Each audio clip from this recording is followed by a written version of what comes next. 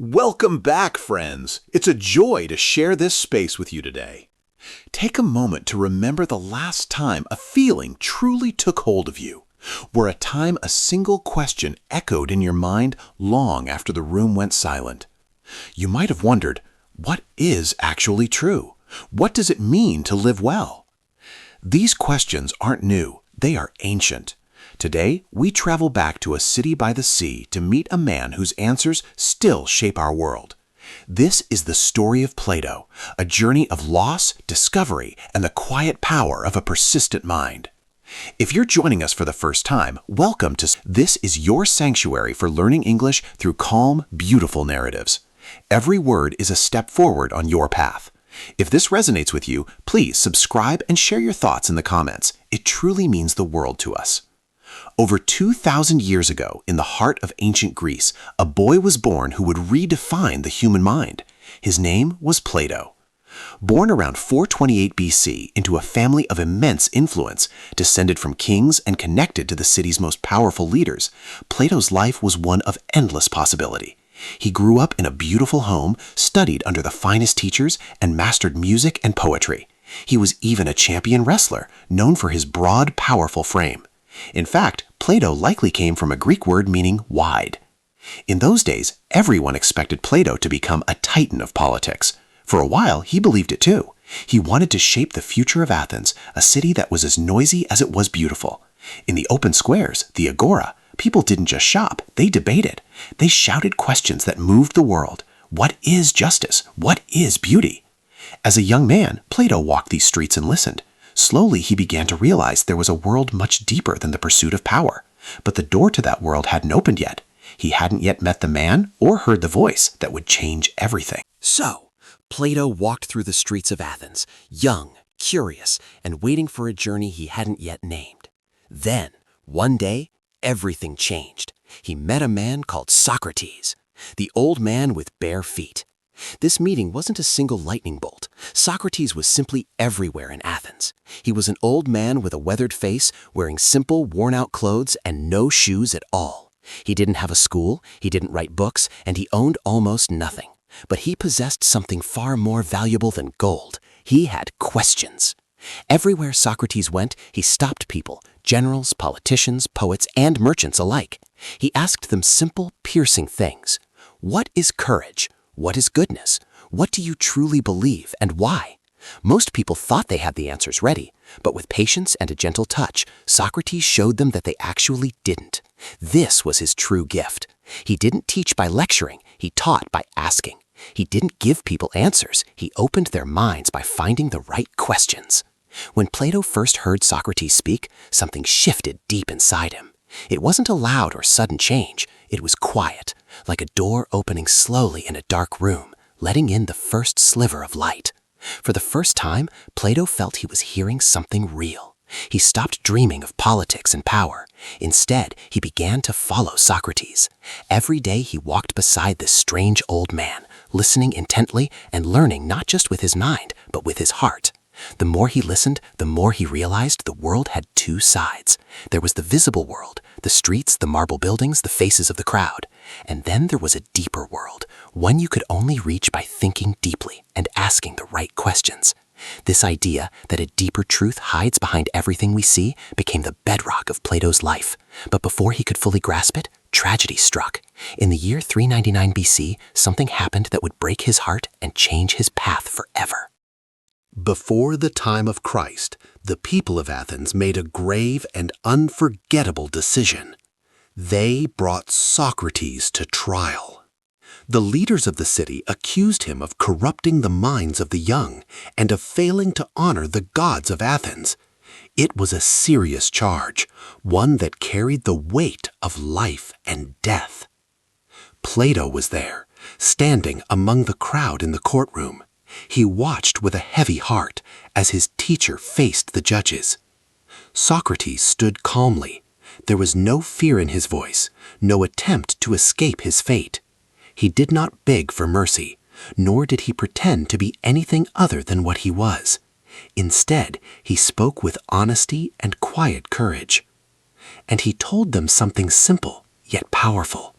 that a life without questioning is not worth living. But the judges did not agree. They cast their votes. The sentence was death. Socrates was given a cup of poison, hemlock. He drank it without resistance, surrounded by his closest friends and students. And in that quiet moment, he passed away peacefully. Plato saw it all. The loss was immense. He had lost not just a teacher, but a guide, a voice that had shaped his mind and opened his soul. Yet, from that deep sorrow, something unexpected began to grow. A fire. A quiet but unbreakable resolve formed within him. Plato made a decision, one that would echo through history.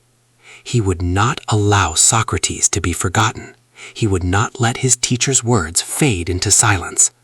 So Plato began to write. He wrote long, thoughtful works, dialogues, where conversations unfolded, and Socrates often stood at the center, asking, guiding, searching. These writings were not merely records of the past. They were living explorations, careful journeys into the deepest questions of human life.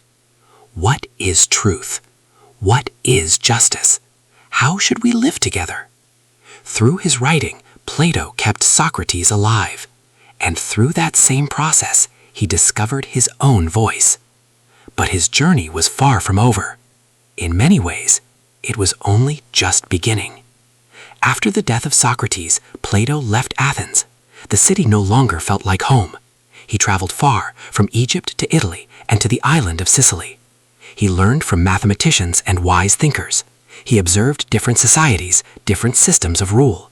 Everywhere he went, he carried the questions Socrates had planted within him. Patiently, quietly, he searched for answers. What is the ideal society? And how should people be led? What kind of person makes a good leader? For Plato, this was not just a question of theory, it was deeply personal. He had seen what happened when power fell into the wrong hands.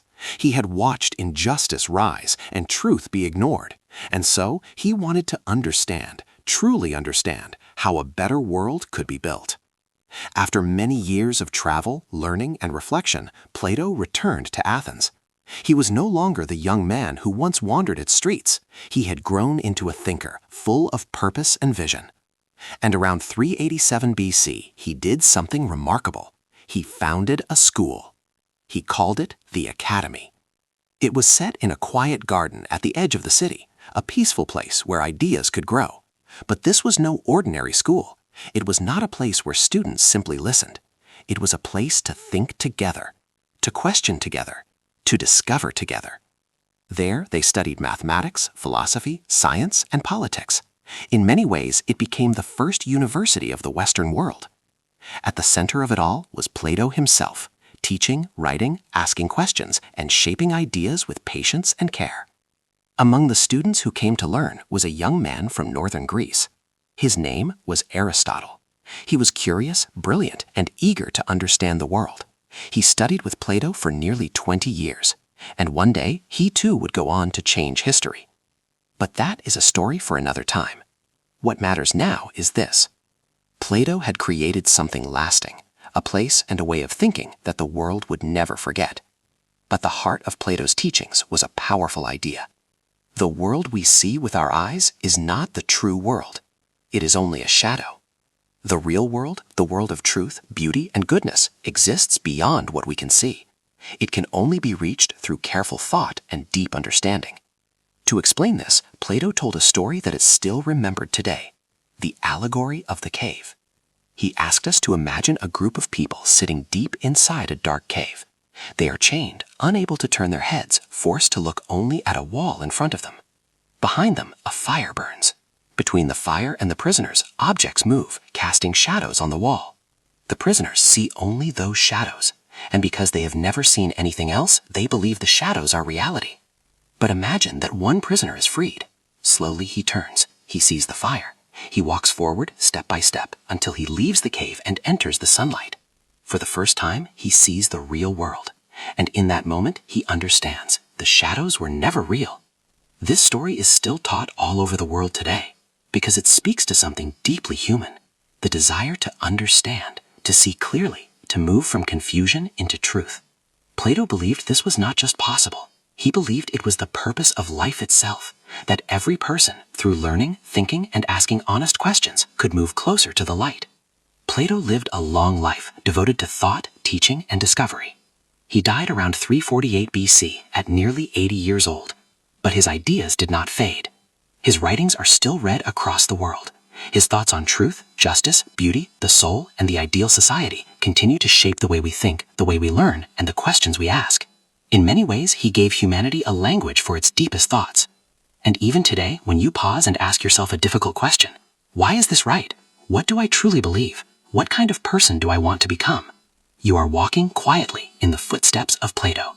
My friend, you did not listen to this story only to learn about an ancient philosopher. You listened to grow, to understand, to take one step forward, word by word, sentence by sentence.